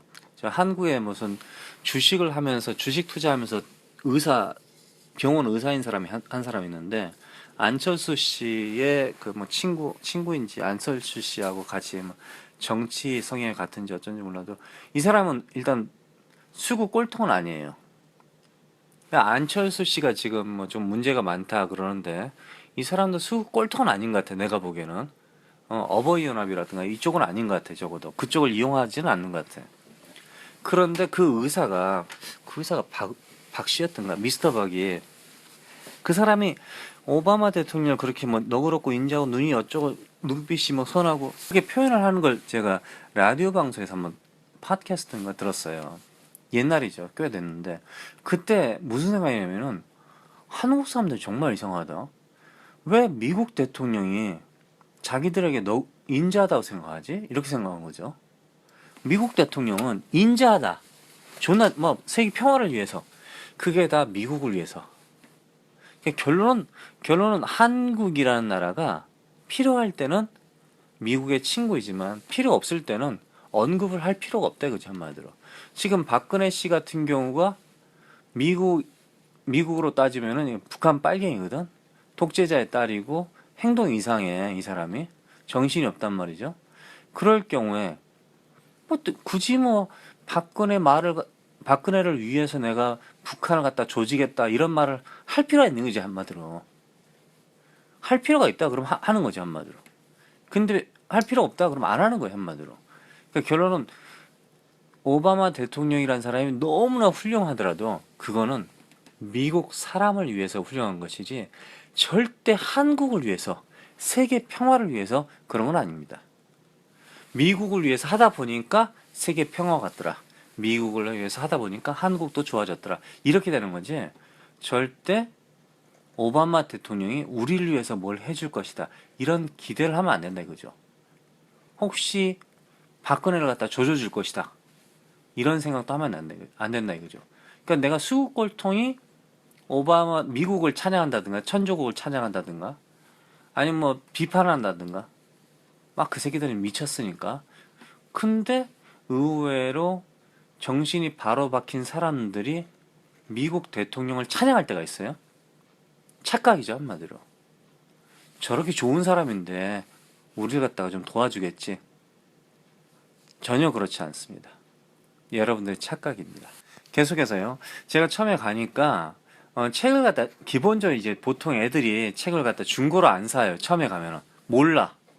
아니, 정신이 없으니까 중고를 안 사고, 그것도 책을 어디서 사냐면은 학교 내에 보통 허브라고 그래요. 뭐 하버드도 허브라고 그러고요. 메모리얼 빌딩이라고 하기도 하고, 보통 허브. 그런데 이제 유니버시티 빌딩, 스튜던트 빌딩 이렇게 표현하죠. 대부분 학교가 그렇습니다. 사립이든 뭐 공립이든 뭐 주립이든. 그런데 그곳 안에 가면은 이제 북스토어가 있어요. 학교 북스토어가 있죠. 그곳에서 책을 팔아요. 학교 책을. 그리고 이제 학교 용품들, 문방구도 팔고 옷도 팔고 뭐 간단한 음식도 팔죠. 식당도 있고요. 근데 이제 학생들이 유학을 오면은 대부분 그쪽에서 처음에 물건을 사요. 뭐 연필도 사고 예쁜 연필도 많고 지우개도 사고 아니면 텍스트북, 교과서를 사죠. 근데 그게 큰 실수죠. 정문이라 표현하기는 좀 그런데 정문 같은 곳이 있어요, 사실은. 그곳에서 약간 좀 떨어진 곳에, 뭐 바로 앞에 있을 수도 있고 떨어진 곳에 학교 용품들을 파는 서점이라든가 뭐 슈퍼 이런 게 많이 있어요, 사실. 기본적으로 그곳에 가면은 학교 내에서 판매하는 가격보다 거의 30% 이상 쌉니다. 책 같은 경우는 그러진 않는데 학교 내에 있는 곳은 중고책이 별로 없어요. 그러다 보니까 학교 바깥에 있는, 그러니까 걸어갈 수 있는, 만약에 내가 처음에 갔는데 기숙사에 들어간다. 기숙사에 들어갔더라도 자동차 없어도 바로 앞에 걸어가면 나온다 이거죠. 그곳에서 사는 게 가장 낫다. 근데 대부분 유학생들이 실수로 몰라서 새 책을 사죠. 그러다 보니까 첫 학기에 비용이 2배가 들죠. 그러니까 100불 정도를 뭐 500불인데 250불만 투자하면 되는데 500불에 해버리는 거지. 그러니까 그럴 경우에는 뭐 한 달 용돈이라든가 뭐 일주일 용돈 이렇게 날아가는 거죠. 저 같은 경우는 100% 다 새 책을 사지는 않았어요. 처음부터 약간 제가 알았기 때문에. 저도 미국에 살 때 처음에 이제 대학교 가기 전에 대학교 타운에서 살았기 때문에, 대학교 타운에 여러 군데 살았기 때문에 그 대학교 시스템을 벌써 알고 있는 상태였기 때문에 특별히 이렇게 어려운 문제는 없었어요. 근데 이제 랭귀지 있잖아요. 랭귀지는 좀 특이했어요. 아주 옛날인데 지금은 안 그러는. 랭귀지는 책을 갖다 중고책이 아니라 들어가면 책이 나와요. 학교에서 책을 주더라고요. 책을 사라 그게 아니라 책이 나오더라고. 그게 좀 이상하더라고. 내가 책을 사면 되는데 그 책을 안 파는 건 아니에요 사실. 파는데 아마 학교 근처라든가 학교 내 중고 시장이 작아서 그걸 갖다 누가 뭐 사고 팔고 하는 사람이 없으니까 그걸 취급하지 않는 것이 아닌가, 그런 생각이 좀 들어요 사실은. 문방구 용품 같은 경우는요 특별히 이렇게 살 필요는 없고요. 칼리지 노트라는 게 있어요. 유니버시티 노트라든가. 학교 수업을 할 때, 그러니까 선생님에게 숙제, 아주 막 기초 간단한 숙제를 할 때 필기로 손으로 쓰는 수업을 할 때 쓰는 노트가 있어요. 근데 지금은 거의 요즘은 컴퓨터로 하니까 그런 걸 사용하지 않는데, 제가 다닐 때는 그 파란색 노트를 샀어요. 그걸 사가서 뭐 한 1,000원 정도, 1,000원도 안 되려나? 그걸 사서 거기다가 써서 이름 써가지고 내는 거죠. 그러니까 그게 이제 공식적인 대학교 노트라는 게 있어요. 각 대학, 각 주마다, 각 대학마다 약간씩 모양이 다를 수 있겠지만 그런 비슷한 게 있습니다. 그런 형식이 있어요. 아, 그리고 잊어버리기 전에 제가 보험에 대해서 학생 보험 있잖아요. 한국에서 미국의 대학교 보험이 상당히 비쌉니다. 대부분 2년제 대학교일 경우에, 그리고 대학교가 아주 쌀 경우에 뭐 1년에 1,000만 원이 안 되는 경우 있잖아요. 제가 소개한 학교들. 그런 학교들 경우에는 어쩌면은 의료 보험이 의무가 아니에요. 외국 유학생들도 의무 사항이 아니라 이거죠. 그러니까 인구가 적은 2년제 대학교라든가 학비가 싼 대학교일 경우에는 의무 사항이 아니다. 그럼 내가 보험을 안 사도 되고 보험을 사도 된다 이거죠. 저 같은 경우는 보험을 안 사고 1년을 버틴 적도 있습니다. 사실은. 그러니까 기적적으로 그 해 안 아팠죠. 지금 같은 경우는 제가 나이가 많으니까 보험을 안 든 상태에서 1년을 갖다 버틴다? 제 생각에 병원 한두 번 가고 어깨 다치고 뭐 허리 다치고 해가지고 병원비가 더 들 것 같아요.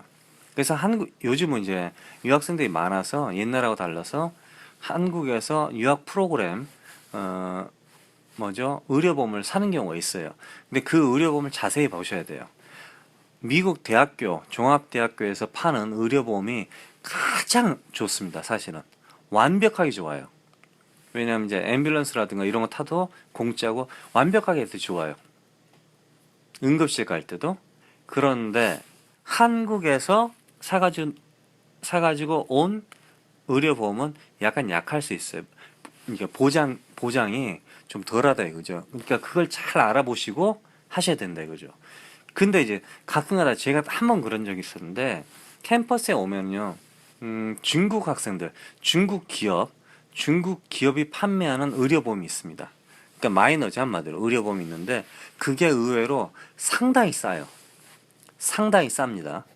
아마 근데 지금은 한국에서 보험을 사서 가져오는 게 더 쌀지도 모르겠어요, 사실은. 근데 상당히 싼데 그 보험이 커버리지라고 그러죠. 보장되는 게 정말 좀 빈약하다 이거죠. 그래서 배보다 배꼽이 더 크다. 그러니까 상당히 그거는 절대 제가 도시락 싸들고 반대합니다. 또 하나는 이제 젊으니까 유학 올 때 보통 젊은 사람들이 오니까 치과보험 있잖아요. 치과보험이 만약에 한국에서 외국 나가는 사람에게 커버가 되면은 그걸 꼭 사세요. 그리고 당연히 이제 한국에 있을 때 출발하기 전에 스케일링 요즘 한국에서 보험되죠. 스케일링이라든가 또는 뭐 어금니 뺄 게 있으면 다 빼고, 아니면은 이제 이빨 충치난 거, 뭐 구멍 난 거 이런 건 다 메우고 그렇게 해서 오시기 바랍니다. 그렇지 않으면 미국에서는 치과 같은 경우는 어금니 하나 빼는데 몇십만 원이에요. 우리나라 몇천 원인데 몇십만 원이고 뭐 장난이 아닌데 비용이 어마어마하다. 1년 뭐 대학 학비가 날아가 버릴 수 있다. 그러니까 이빨은 확실하게 하시고 오시라. 그리고 안경점은 요즘은 이제 미국도 안경점 많이 싸졌어요. 그런데 한국보다는 비싸다 일단은. 확실하게 한국보다 비싼다.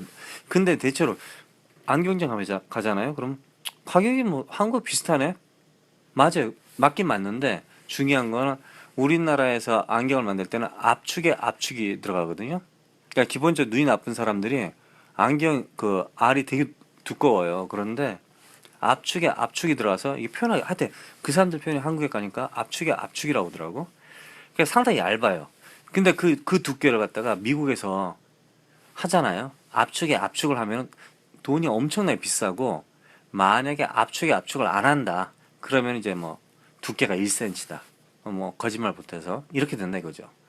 그래서 의외로 안경이 비싼 사실 선진국은 제가 옛날에도 한번 말한 적이 있는 것 같은데 옵션 문화예요. 옵션 문화. 그러니까 뭐냐면은 가격이 싸 보여 한마디로 싸 보이는데 알고 보니까 안에 라디오가 없네 뭐 이런 거. 우리 그러니까 한국 사람들 여러분들이 생각하는 이거는 기본으로 줘야지. 이거는 기본적으로 해야 되는 거 아니야? 이런 건 없어요. 이런 마음가짐은 여러분들이 가지고 있으면 벌써 이제 틀린 거야 한마디로. 예? 아시겠죠? 문화가 다르기 때문에 요즘은 이제 대부분 그렇지만 옛날에는 제가 올 때는 사이드 미러 있잖아요.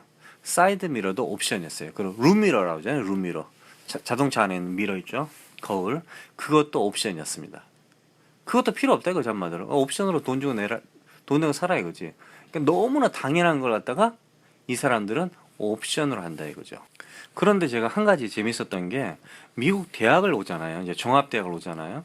뭐 2년제 대학도 마찬가지입니다. 오면은 학생 신분일 경우에 사실 제가 하나 얘기 드릴까요? 많은 주립대학에서요. 옛날에 아주 옛날에는 주립대학이 피트니스 센터가 공짜였어요. 예, 피트니스 센터가 공짜였어요. 많은 주립대가. 그리고 피트니스 센터가 주립대 같은 경우는 여러 군데 있습니다. 여러 군데. 한 군데가 아니에요. 여러 군데. 그리고 다양한 종류가 있어요. 근데 그 중에서 이제 하드코어, 그 중에서 가장 인기가 있는 곳, 그곳은 공짜가 아닙니다. 시메스터에 얼마를 내야 돼요. 시메스터에 얼마를. 그리고 심지어 종합대학교 같은 경우는 앞에서 줄을 서요. 애들이 너무 많아가지고. 무슨 말이냐면은 우리나라도 그런 거 있잖아요. 어떤 놀이기구에 들어가면은 몇 명 이상이 넘치면 이제 앞에서 카운트를 해가지고 그럼 손님을 갖다 잡잖아요. 앞에서 잡고 이제 손님들이 나오면은 또 집어넣고 이렇게 되는 거죠. 주차장하고 같은 거죠 한마디로. 그러니까 그런 식으로 운동시설이 여러 종류가 있는데 옛날에는 공짜였어요. 그리고 심지어 옛날에는 마을 사람들도 들어갈 수 있었어요. 그런데 어느 날 갑자기 마을 사람들이 왔다 갔다 하니까 이게 이제 홈레스가 들어갈 수도 있고 모르는 사람 뭐 범죄가 일어날 수 있고 그러니까 학생증을 보여달라고 그러는 거예요. 학생증을. 그래서 학생증을 아이들이 들고 들어가기 시작했죠. 근데 학생증을 보통 애들이 목에다 걸고 다니거든요. 그런데 그 학생증을 이제 복사를 해가지고 어떻게 들고 다니는 애들이 이제 생겼죠. 그러니까 마을 사람들이 못 들어가는 거야.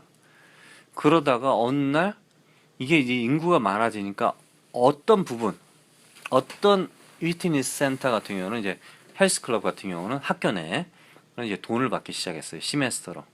그게 이제 미국의 주류가 돼버렸죠. 근데 대부분 2년제 대학교 같은 경우는 학생증만 있으면 되고요. 그런 건 필요 없어요. 돈 내고 운동하고 그러지는 않고요. 근데 이제 그러면 내가 헬스클럽은 뭐 안 가니까 별로 신경 안 쓴다. 그렇죠. 그럼 이제 어떤 거는 뭐가 공짜냐? 수영장 있죠. 다이빙 하는데 큰 학교를 말하는 거예요. 다이빙. 자전거 트랙도 있어요. 나무로 돼서 커브가 된 거 있죠. 45도 각도로 해서 동그랗게 된 거. 자전거 트랙도 있고요. 스쿼시라든가 라켓볼. 전 지금도 스쿼시하고 라켓볼 구별을 못 하는데 그것도 있고요. 스쿼시 라켓볼 중에서 어떤 학교는 24시간 오픈을 하는 데가 있습니다. 24시간. 그리고 테니스 코트. 테니스 코트는 보통 밤 12시나 1시까지 서치라이트를 켜줘요. 공짜로 켜줍니다. 그걸 하고 테니스를 할 수 있고 예약 없어요. 그냥 막 들어가서 할 수 있어요. 그런데 또 재밌는 거는 그 대학교가 있잖아요. 어떤 대학교에 있으면 그 마을이 있을 거 아니에요. 그 주위에. 그 마을에도 공공 테니스장이 있어요. 테니스장. 공짜입니다. 서치라이트가 있어요. 아시겠죠? 근데 이제 마을 같은 경우는 대체로 해야 될 경우가 있어요. 사실 예약. 그리고 실내 축구장이라든가 뭐 배드민턴을 친다든가 실내 농구장 이런 데는 다 공짜죠. 예약할 필요 없죠, 사실은. 근데 일단 그런 것도 농구장 같은 경우는 제가 기억하기로는 어떤 곳은 어떤 학교는 학생증을 보여줘야 됐고요. 어떤 곳은 학생증 없이 그냥 들어갈 수 있었습니다.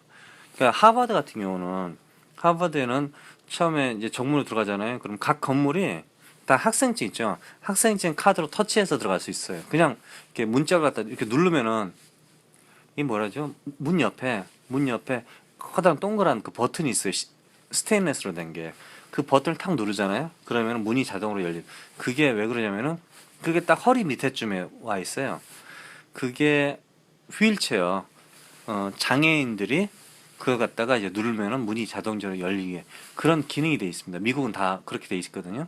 그것도 학생들이 공부하는 시간, 다른 시간에는 잠겨져 있죠.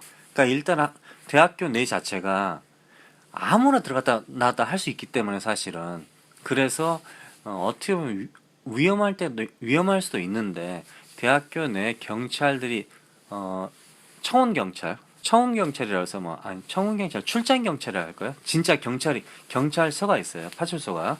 그 사람들이 돌기 때문에 그렇게 대학교 내에는 사실 위험하진 않아요. 근데 그렇다고 해서 밤중에 밤 12시, 1시 막 돌아다닌다? 이러지는 못합니다. 미국 대학교라도 그러지는 않아요. 아이들이 자동차 타고 왔다 갔다 하지 뭐 밤중에 돌아다니고 그러지는 않아요. 대학교 내에서도. 다시 수업으로 들어가서 제가 수업 시간에 들어가니까 이제 못 알아듣는 게 있고 뭐 복잡한 게 있다 그랬잖아요. 뭐 어렵다든가 단어라든가. 그런데 이제 수업 시간에 가만히 앉아서 있는데 제가 이렇게 살펴보니까 어느 정도 상위권 학교하고 상당히 좋은 학교 여러 군데를 가봤지만은 그 학교들 보니까 대부분 아이들이 친구들의 노트를 갖다 베낀다든가 이러지는 않더라고요. 노트 좀 보여줘, 숙제 좀 보여줘 이런 건 안 하더라고요. 제 경험상 심지어 제가 2년제 대학교에 있을 때도 아이들이 노트를 보여달라, 숙제를 보여달라. 근데 지들끼리 친한 마을 친구들 둘이서 뭐 어떤 짓을 할지 모르지만은 기본적으로 학교 내에서 이런 대화를 들어본 적이 없어요. 대신 이제 저에게 숙제가 뭐냐고, 야, 오늘 숙제가 뭐였지? 이렇게 물어보는 경우가 있더라고. 그래서 내가 그렇게 보여줬고, 그 다음에 이제 수업 시간에, 그러니까 미국 애들도 영어 단어를 모르는 게 아니라 한눈 팔고 뭐 정신이 없는 애 있잖아, 한마디로. 그러니까 가만히 수업을 듣고 있는데, 선생님이 무슨 말을 쫙 하는 거야. 하는데 그걸 듣고 있는데, 거의 한마디로 녹음을 하는 거지, 한마디로. 제 머릿속에서. 녹음을 하고 쓰고 있는데, 옆에 있는 친구가 미국 애죠.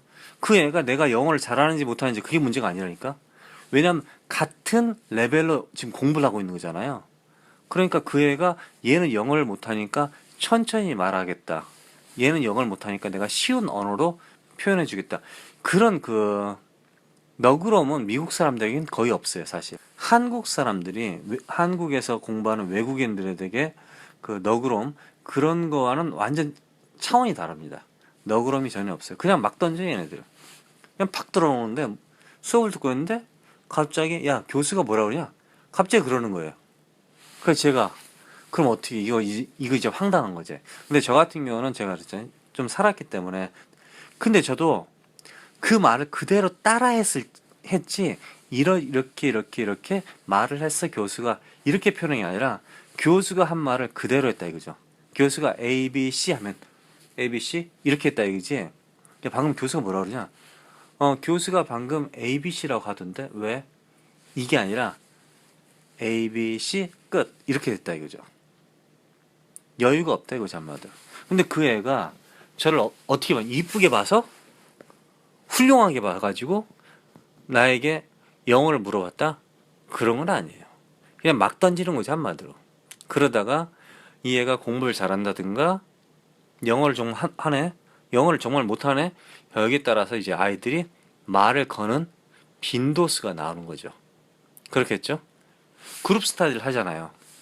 무슨 프로젝트가 있죠. 근데 거기서 아이들이 얘는 영어를 못해 그러면 말을 전혀 안 걸겠죠. 그럼 이제 나 혼자 왕따 아닌 왕따를 다 하는 거죠. 그리고 그 친구들이 무슨 메모를 적어와서 뭐 그룹 스타디 할 때 같이 읽어보니까 같이 써가지고 근데 그 말을 내가 이해를 못하면 어떻게 되겠어요? 그럼 끝나는 거죠 결론은. 그룹 스타디는 무슨 그룹 스타디야. 그냥 애들이 시키는 대로 타이핑이나 좀 하고 이렇게 되는 거죠 한마디로.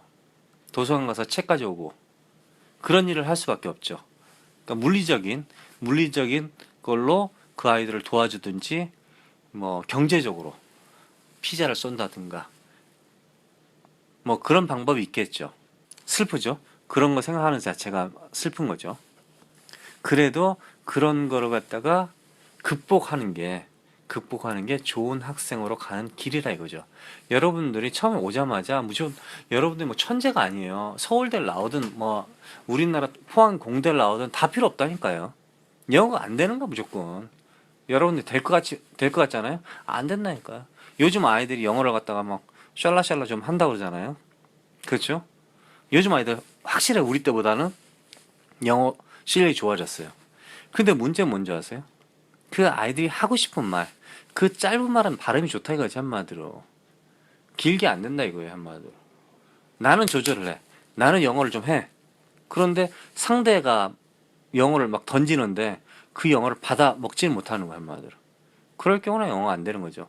동시다발적으로 나도 말을 하고 또 듣고 상대가 무슨 말하는지 듣고 대답해주고 그런 걸 해야 되는데 왔다 갔다 해야 되는데 그냥 가기만 하는 거야 한마디로. 저쪽에서 오는데 받지를 못하는 거예요. 그럴 경우에는 전혀 영어를 잘한다 이렇게 표현하지 못하죠. 인사는 잘해. Hey, what's up, man? 이건 참 잘해. 근데 그 다음이 안 되는 거야 한마디로. 그러면 안 된다 이거죠. 그래서 어느 한 곳에 너무 집중해서 파시면 안 된다 이거죠. 그러니까 전체적으로 영어를 집중해서 파시라 이거지. 그럼 되는데 어느 한 곳 내가 이걸 잘하니까 다 잘하겠지 이런 건 안 된다 이거죠.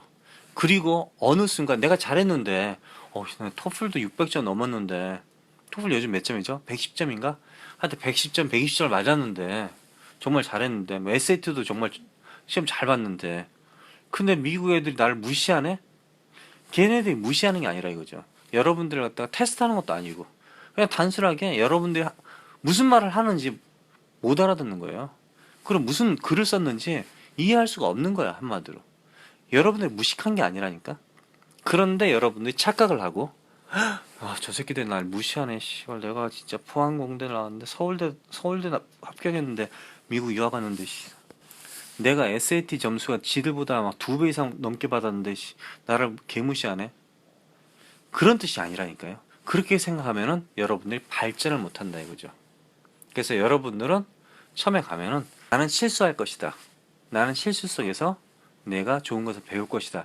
이런 마음가짐으로 뭐 일단 합격했으니까 토플 점수 이제 잊어버리시고 SAT 점수 잊어버리고 지금부터 새로운 공부를 한다 생각하고 열심히 해야 된다. 저 같은 경우는 제가 나이가 좀 많았다 그랬잖아요. 제가 학교를 들어갈 때. 그러니까 저 같은 특수한 경우였지만은 나이가 많았. 근데 저 같은 경우 나이가 많은데 딱 들어가니까 아이들이 자기 삼촌 뭐 하고 나이가 같다. 자기 이모보다 나이가 많더라. 이런 얘기를 하는 거야, 애들이. 그렇죠. 뭐 18살 미국 나이로 18, 17살짜리 아이들이 왔는데 저처럼 나이가 많은 사람이 들어갔어도 일단 학생들과 마음을 열어 제끼고 한마디로 대화를 해야 된다 이거지 한마디로. 그러니까 꼭 내 나이가 많으니까 내 아이디어가 좋을 것이다. 저 아이의 아이디어는 정말 유치할 것이다. 이런 생각을 하는 순간 벌써 안 된다 이거죠. 그리고 저 어린 아이가 SAT도 점수가 낮은 저 무식한 미국 애가 내 영어 문법을 갖다가 고치려고 하네. 내 문장이 이상하다고 하네. 뭐 어쩌고 그러네. 저 새끼는 내 발음이 안 좋다고 계속 트집을 잡네. 이렇게 생각하지 마시고 편안한 마음으로 걔네들이 지적한 걸 갖다가 하나 두 개씩 고쳐나가는 습관을 기르시라 이거죠. 그렇게 될 경우에는 점점 좋아진다 이거죠. 당연히 여러분들이 이제 그런 와중에서도 수업 들어가기 전에 수업하는 순간에 수업 나와서 항상 복습, 예습, 복습을 충실히 하면은 어떤 미국 학생들보다 더 공부를 잘할 수 있다 이거죠. 제가 미국 대학교에서 정말 공부를 잘하는 애들 몇 명 본 적 있어요. 그러니까 완전 100점 만점 계속 받는 애들. 뭐 고등학교 때부터 대학교 뭐 계속 이제 천재 같은 애들. 그런 애들 본 적 있는데 그런 애들도 한국 애들하고 약간 좀 다르더라고요. 그러니까 한국에서 서울대 뭐 포항공대라든가 이런 데를 들어가는 요즘 수능 1등급이라고 하나요? 이런 학생들의 스타일하고 완전 달랐어요, 사실. 약간 비슷한 점은 있었어요. 비슷한 점은 있었는데 확실하게 그 아이들은 외우지를 않더라고요. 그러니까 외운다기보다도 내가 알고 싶은 거는 한마디로 레퍼런스, 사전, 전과, 우리식으로 하면 전과, 사전식으로 참고서죠. 참고서처럼 펼쳐보고 아 그렇구나. 레퍼런스처럼 참고서처럼 이용을 하는 거지 참고서를 외우질 않더라 이거죠. 근데 한국의 이제 똑똑한 학생들이 참고서를 외워버리는 거지. 교과서 플러스 참고서를 외운다 이거죠. 근데 그 아이들은 교과서를 외웠다 만약에 그럼 참고서는 열어봐 한마디로. 뭐 교과서도 레퍼런스처럼 보기만 하겠지만 열어보는 거예요. 그러니까 모를 때 열어보는데 중요한 거는 머릿속에 기본적인 틀이 있어요. 기본적인 자기들의 생각, 어떤 인식이 있다 이거죠. 지식이 있다 이거죠. 상식이 있고. 그러다 보니까 레퍼런스를 읽고 금방 그러니까 기초가 잘 돼 있다 이거죠. 기초가. 우리는 레퍼런스 참고서도 외워버리고 교과서도 외워버리고 그런데 그 안에 자신의 생각이 없다 이거죠. 자신의 아이디어가 없다. 그게 약간 좀 뭐 당연히 이제 모든 학생이 그런 건 아닌데 미국 학생들 전체적으로 똑똑한 학생들이 막 줄줄줄 외우는 애도 있어요. 사실 줄줄 외우는 최고의 뭐 주립대학교 최고의 주립대학교 학생들 공부 잘하는 애들도 많이 만나봤는데 최고는 뭐 UC 버클리 정도 하나요? 미시간하고 UC 버클리 그런 애들도 상당히 그 뭐죠 머리가 나빠 보여 머리가 나쁜 것 같아. 그런데 실제로 이 얘기를 해보면은 정말 자신이 가지고 있는 그 아이들이 가지고 있는 아이디어가 정말 대단해. 어른 같아 한마디로. 한 50년 지구상에서 산 능구렁이 같다 이거지 한마디로.